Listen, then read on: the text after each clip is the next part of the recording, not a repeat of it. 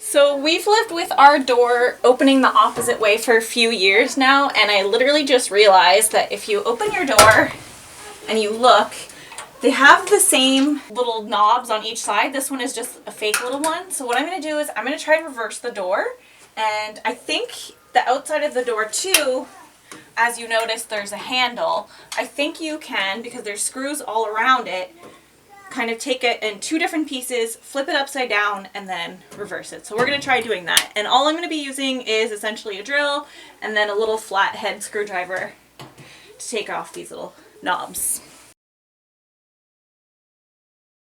After trying to remove the screws with the drill, I realized it was a lot easier to use the screwdriver, and I was able to remove the hinges and all the other parts.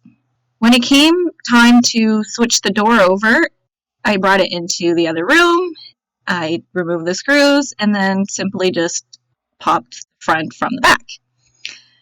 As you can tell, we had a lot of little helpers. I would say that if you don't have children or any other commitments, you should be able to get this done in just a few minutes. What took us the longest time was actually installing the hinges incorrectly. You want to make sure that they're installed the way that they were the first place. So make sure to pay attention when you take them out. I had a bit of difficulty removing the plugs with the flathead screwdriver and found it was easiest to just use a nail file.